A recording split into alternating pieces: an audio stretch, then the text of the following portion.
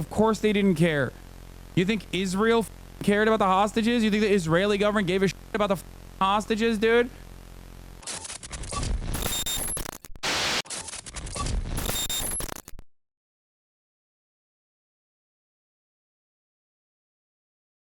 We're going to talk about how the State Department has decided that today, the State Department has decided that, and this might come as a surprise to absolutely nobody in this community at the very least, okay, that turns out, you know, things are not going to get better. And it turns out that the Democratic Party's own internal assessment is that Israel was not actually violating humanitarian rights, you know? Turns out that was going on. Turns out Israel wasn't actually violating human rights, you know? Shocking. Let's look at the dumbasses on the Democratic Party side, right? So we looked at like all the awful picks coming from Trump's cabinet, all the awful things that they are salivating to do, okay? And I will dive a little bit further into the Mike Huckabee situation, who is an evangelical Zionist, and these guys are the absolute worst of the worst. Like, they are hallucinating, okay? If you are an evangelical Zionist, you are the most insane person. Like, you legitimately, I'm going to describe it one more time, and I'm probably going to have to describe this a lot more. This is something I've talked about quite a bit. These guys have the most motion, okay?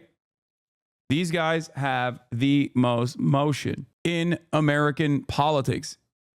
Evangelicals do, okay? They have an outsized level of support from the They have an outsized level of support from the Republican Party. They always feed that base, okay? It always feeds that. They always feed that base. Their belief is that Israel must, like, that entire Holy Land must be returned to God's chosen people, the Jews, so that the rapture can happen, so that Jesus can come back to earth and fight the devil and the devil's army in Megiddo. It sounds like a anime, but that is literally what they believe, okay? This is a very real thing that a ton, like tens of millions of Americans unironically believe. That's why when you go to the Deep South and you're like, what the hell is this? You got like a King Rancher with truck nuts, and you got one sticker that says like Blue Lives Matter, another sticker that's like MAGA, and then the third sticker is like Am Israel High, okay? And you're like, why the is there like, why is this Christian man who is the most anti-Semitic person you've ever encountered so invested in Israel maintaining its Holy Land status? And that is because they believe in this anime understanding of the world. Okay? Straight up. Mike Huckabee is one of those people. In 2015, he told the Times of Israel that Israel's claim to the occupied West Bank is stronger than the United States' claim to Manhattan. Important to note that when he said this, he referred to the West Bank as Judea and Samaria and named the Palestinian Sea as an attempt to undermine their ties to the land. Okay? Judea. Here is Mike Huckabee talking about Israel, the International Fellowship of Christians and Jews. I never use the term West Bank. I find it offensive. We're talking about Judea and Samaria. Yes. I never use the term West Bank. Speaking of evangelism, what do American Jews think? New poll. The majority of American Jews demand stop offensive U.S. weapons to Israel, 62%. Resume funding of UNRWA, 66%. Sanction Israeli leaders, 66%. Increase aid to Palestinians, 72%. Establishment of a Palestinian state, 72%. Remember when I told you every single American Jew could be an anti-Zionist tomorrow and America's opinion on Israel would not change? Well, time and time again, I have told you this, but no one listens to me. Now, you know, since October 7th, I've repeated this. One thing I regularly repeat, even if every single American Jew, I should say American Jewish person, became anti-Zionist overnight, every single Jewish American, the State Department over unconditional Israel would not change. Not these people polled, but clearly their wishes, opinions don't matter. Opinions clearly. Doing him dirty, chatting. I am dog at video games. Yes, up. If HasanAbi ever decides to write a book, taking him 12 decades for sure. At least we're halfway through the Trump presidency while you were typing that tweet. Okay, everybody calm down, all right? Calm the down, okay? This is not a time to yell at your allies. I'm glad we're back to our roots and making fun of how slow you type. I know. We're there. We're there, okay? We're freaking there, baby. Huckabee in 2021 said that he identifies as Chinese, mocking race. Yeah, or mocking trans people too, I think. Chatters act like they've never workshopped the email before hitting send. I know. Huckabee guided private tours in Israel, 2015 article. He is like a real freak, okay? He's a real freak. He's a real one. Mike Huckabee, tour guide to the Holy Land. Trump has nominated Mike Huckabee as U.S. ambassador to Israel. Time for a quick review of the views agenda regarding Israel-Palestine that his nomination effectively endorses. Mike Huckabee, there's no such thing as Palestinians. Mike Huckabee, Palestinian state is a fantasy. Mike Huckabee, U.S. should fund building in Judea, Samaria. Former Arkansas Governor Mike Huckabee says Washington stop funding Gaza, divert funds to Jewish communities. Mike Huckabee considers buying a home in Judea and Samaria. Mike Huckabee declares West Bank to be a part of Israel during settlement visit. Republican presidential candidate includes Judea and Samaria, biblical name for the West Bank, as a part of all of Israel during visit to discuss Iran nuclear deal. Mike Huckabee, Israel's claim to Judea and Samaria stronger than U.S. tie to Manhattan. Yeah, another tremendous victory for the anti-neocon faction. Time for regime change in Iran, he says. We should empower Iran's democratic opposition to topple the regime. Yeah, what happened to the Trump will end the wars people? I told y'all, okay? I told y'all he wasn't going to do that. Even the people who were like worried about, you know, where the war efforts will go for Ukraine. I told you, like, this is not about Donald Trump. These are not decisions that come from Donald Trump. Okay? That's it.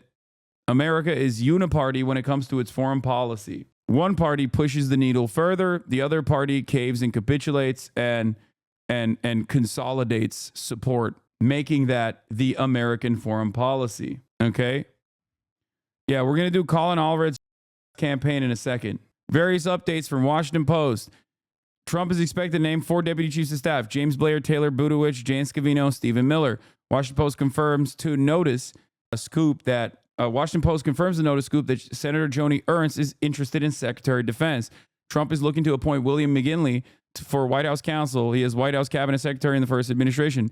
Now, the most important role in the Trump administration, no matter which side you're on, Matthew G. Whitaker, is likely to be Trump's pick for U.S. Attorney General. Many of you likely seen Whitaker on TV defending Trump. He was acting Attorney General during the first Trump administration and a harsh Mueller critic. The goal has never been more clear.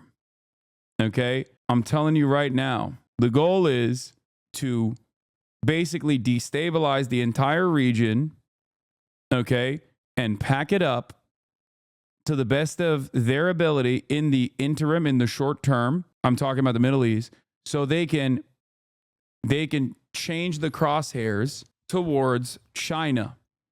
Okay? They will try to very quickly deal with Iran, Iranian influence in the region. They'll beef up Israel. They'll probably go to war. It's not going to be quick enough. They're never going to be able to deal with this in a fast-paced manner, I think. But the ultimate goal in the upcoming decade is to basically re-envision the Middle East to suit their desires, to control it completely, and then turn around and set the crosshairs against China. Now, Iran is not like Iraq or Afghanistan. Those conflicts were legitimately harmful for America at the end of the day, and they were obviously unsuccessful. We shall see what happens. But I think that their goal is to basically give Israel as much land as possible and as much control over the region as possible, and then turn around and move towards China. Okay? The Arab Americans who backed Donald Trump in Dearborn, Michigan sent him his letter today, but addressed the White House, urging him to fulfill his promises to the community and work on an immediate ceasefire in Gaza and Lebanon. I've already mentioned this, but I do personally think that Netanyahu might give him a gimme, offer a brief period of ceasefire, a cessation of hostilities, that comes with a permanent annexation of at least North Gaza. Okay, in an effort to have a quiet period where they get to beef up their military as fast as possible, lick their wounds, and go back for a permanent annexation of the West Bank. It's bleak, it's terrifying. I don't even know if Israel has the capability of pulling off something like this. I don't even know if America has the capability of pulling off something like this alongside Israel. And I certainly don't know how the United States of America is going to respond and how hard they're going to go for Israel. Okay? We shall see. But Hamas wouldn't agree to that, right? I mean, for their goals at this point is to have any kind of ceasefire whatsoever. They've been demanding a ceasefire from the jump. Whether they agree to it or not, I think doesn't change that dynamic. Israel could stop the halt. Israel could cease fire right now. Okay? Israel could cease its hostilities tomorrow, yesterday. It's entirely up to them to stop the pain. We ain't doing shit, dog. Oh, yeah. Meanwhile, this is the current state of affairs in our current State Department. Just so you understand, this is the Democratic leadership. Remember Biden's red line? That's supposed to materialize in the next 3 days. So when asked the question, a direct question, the State Department says it doesn't know how many trucks have entered Gaza in the past 30 days, despite demanding that Israel allow 350 trucks a day or face policy consequences. And in a notable shift, the spokesman characterized the demands in the letter as simply suggestions for Israel to take. BBC's Tom Bateman pressed further, reporting that the UN says only 37 trucks have entered each day, about 1/10 of what was requested. Have the Israelis ended the isolation in the north?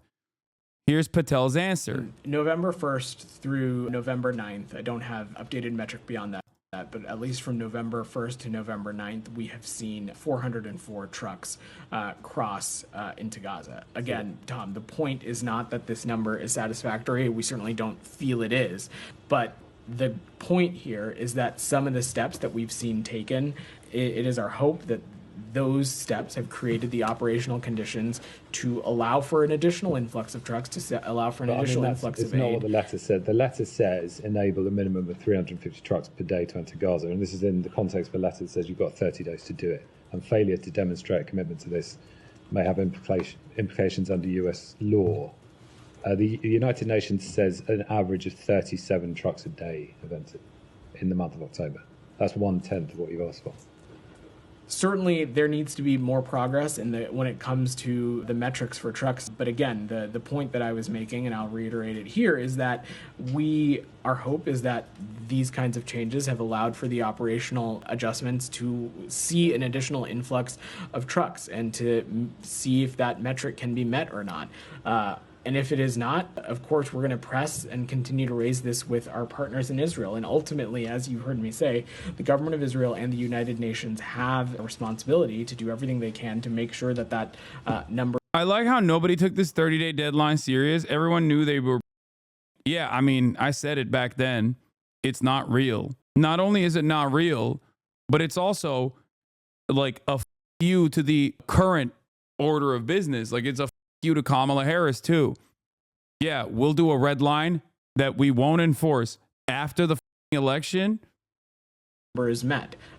As you just heard me say at the top of this, we have seen, this reopening of Erez, this new crossing at Kisufim. We've seen some additional routes open up within Gaza. These things we think will hopefully help create the space to allow that to happen. Yeah, I mean, I've heard that about the measures, but I'm just asking about what you demanded in the letter. So then we had end the isolation of the north. That was a specific demand in the letter. Have the Israelis ended the isolation of the north?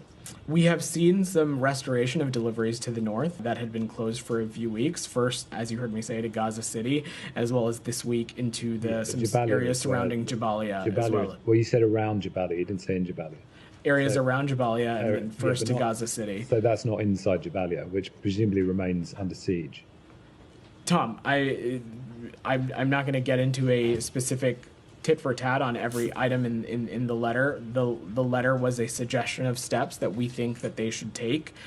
I mean, they're just, it's so cowardly. It's so. Meanwhile, watch Biden to Herzog. He had a conversation with Israeli President Herzog, who is anti-miscegenation, by the way. Real progressive voice out here. Mr. Anti-miscegenation himself. You might remember him from putting up like copies of Mein Kampf to be like, this is what the Palestinian children are reading in Gaza. Here's what Biden had a conversation with the Herzog over. Which is an What the f? Why is this so quiet? archaeological artifact from the foot of the Temple Mount in Jerusalem, which has the word Okay, I'm just going to read it.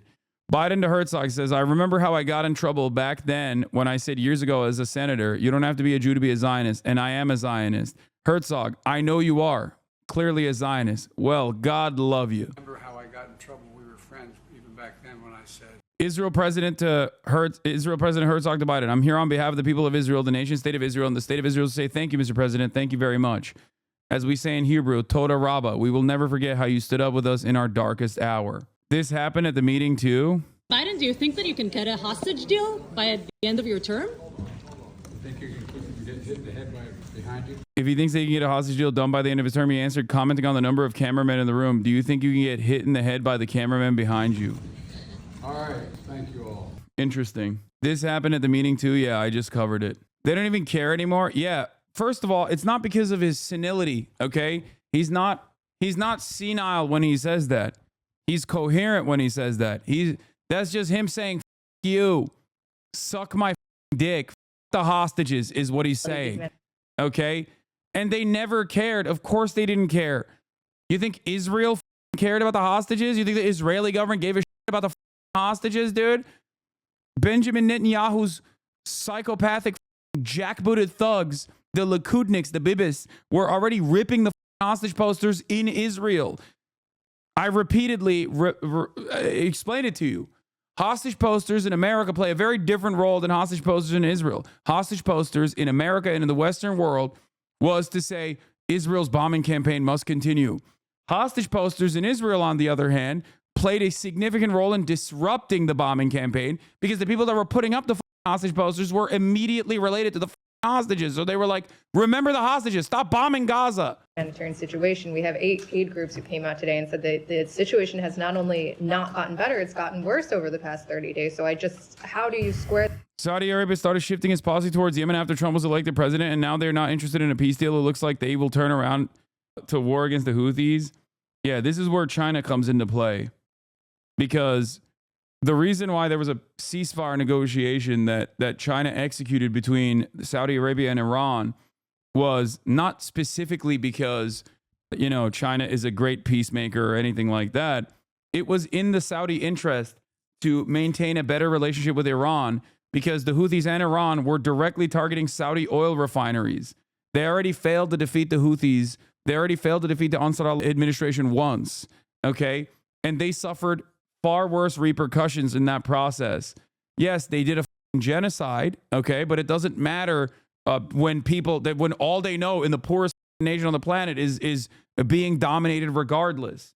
This is the thing that I keep repeating to people that they refuse to understand.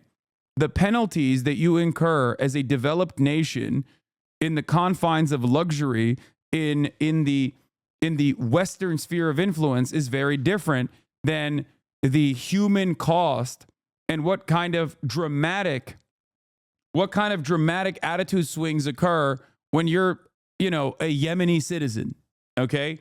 That's why the Ansar Allah administration's actions against Israel, instituting a blockade on the Red Sea, was so overwhelmingly popular for everyone in Yemen that armed factions that were killing each other prior to this event put down their arms and said, we are all one nation. We stand with the Ansar Allah regime. So that's it. Like, these people do not have the same perspective that you do living in the United States of America or in a nice neighborhood in Europe. Okay. All they've known is war. That's all they've known. And that is precisely the reason why killing a ton of these people is not going to stop them. That's why America is lost time and time again. Okay. Barack Ravid says, I don't want to depress you, but because of the Israeli government, we are much closer to Israeli settlements being built in Gaza. At J Federations, Barack Ravid says, the Jewish Federations of North America, I don't want to depress you, but because of the Israeli government, we are much closer to Israeli settlements being built in Gaza than hostages coming home from Gaza. Shocked murmurs, lots of, oh my God, from a crowd usually solidly pro-Israel. Yeah, liberals are going to hit the liberal Zionist exit ramp now. when they could have pulled on that cord under the Biden administration but refused to do so. Just wait. The acclaimed British surgeon testifies to the UK Parliament detailing how IDF quadcopters could arrive at the scene of airstrikes in Gaza, pick off, shoot the injured, including children. Was that a bomb would drop maybe on a crowded, tented area, and then the drones would come down and... Please take your time. We're incredibly grateful that you're making the time to be here today, and I can only imagine just how it has impacted you and will continue to impact you. And I feel, because you can't unsee what you've seen, but being able to share that with us really helps us hold. And before liberals turn around and say, what did you expect? These people voted for Trump. They deserve it. You're a piece of shit, okay? Because what they're talking about, the gruesome details that this doctor is talking about, happened under the watchful eye of the liberal international rule-based order. And that's why I showed you Biden's reaction and Biden's conversation with Isaac Herzog. That's why I showed you that the current State Department, under Democratic leadership, has overseen this genocide and has defended it tooth and nail every step of the way. Okay? Continue to pay close attention But to. it's important, isn't it? Because What happened to that red line that they were supposed to enforce? Nothing. Everybody knew it wasn't going to be enforced. That with this assessment that you have, or non-assessment that they are in violation. Jenny, I can't speak to the kinds of assessment that these groups made. Certainly have seen that reporting. But to Matt, I just laid out some of the metrics that we saw. We saw the reopening of Erez. We saw a new crossing opening. Measure. You're saying, okay, they did this, but we were told, you guys said it would be based on the results on the ground that have not borne out here. So I get... Can you talk us through the deliberation here? I'm not going to get into the deliberative process, Jenny, but specifically when we're talking about specific metrics or specific actions or things on the ground, the hope is that the operational changes that have been made through some of these things, for example, just the waiving of the customs requirement in the Jordanian corridor or the reopening of certain crossings, the additional internal routes that we've seen open up. How is there any way to be remotely optimistic about this? Seems like nothing is ever going to improve. No, it's not. It's going to get worse. That's it. And not only is it going to get worse, at the domestic level, you are going to see a lot more right-wing commentary everywhere. It's already everywhere, but it's going to even grow. I'm just letting you know ahead of time. And then in that process, I think there will be left-wing mobilization as well, but that's neither here nor there. I don't know. I don't know how we get out of this situation. The hope and the desire is that things like that will make it possible for an additional increase in humanitarian aid and trucks to get to the places where it needs to go. And of course, that doesn't end up being the case. This is something that we are constantly evaluating and constantly assessing. And if that... Please, can you offer anything besides guess you better die to chatters, me freaking out? The f*** do you mean, man? What are you saying? What do you want me to say? You want me to lie to you? Like, no. The only thing you can look forward to in the upcoming 4 years is protecting yourself and protecting your communities and protecting the people around you. Okay? Organize. That's it. I can't lie to you and be like, no, it's going to be great. It's not. Okay? It's just not going to be great at all. And as I said, I will keep trying. I will keep working. And I urge you to do the same thing. And in times of, in moments of weakness, okay, in moments of insecurity and vulnerability, remember that the only thing you can change is the only thing you have control over is your own body, is your own life, okay? So improve your immediate circumstances to the best of your ability so you can be better at organizing for others, okay? That's it. That doesn't be the case. We, of course, are going to make sure that how they are conducting themselves is in compliance with U.S. law. There is no doubt about that. But we also have seen some steps taken that we think will address things like throughput, that will address things like capacity, that will... Join an organization. Talk to your neighbors, okay? Join a intramural league. Talk to normal human beings. Get the off the internet if you have to. That's it. The only thing you can rely on is other like-minded individuals, okay? Yeah, join the DSA, join PSL, join or join local organizations that are issue specific. Okay? Join non-political organizations as well. The only thing you can rely on is your community in times like this. Okay? And never stop the pressure. Because the one thing that you always have to remember is that, at least in all of my years of advocating for Palestinian emancipation, the one thing that I've always seen is that these guys who have only known death and destruction their whole lives since birth, okay? Palestinians living in Gaza, Palestinians living in the West Bank, the only thing they've ever known is Israeli domination, the apartheid regime, and its most violent and its most humiliating, ritualistic humiliation that they subject the Palestinians to. And in spite of all, they have existed and continue to exist and continue to resist it. Okay? So if they can do it, you can do it too. All right? That's it. You can't let people, you can't let systems destroy your life, even when they're actively working to erase you. You have to still put your best foot forward. You have to still organize. You have to still advocate for others. And instead of sitting around online and crying about it, you have to keep enjoying yourself as well, no matter what happens. That's it. At moments like this, it's very easy to find yourselves in the throes of nihilism. To be like, nothing is going to change, so why should I care? Nothing is going to change, so why should I do anything about it? This shit sucks. Okay? And the reality of the matter is, you got to do it for other people, and you got to make sure that you are standing on firm ground. Okay?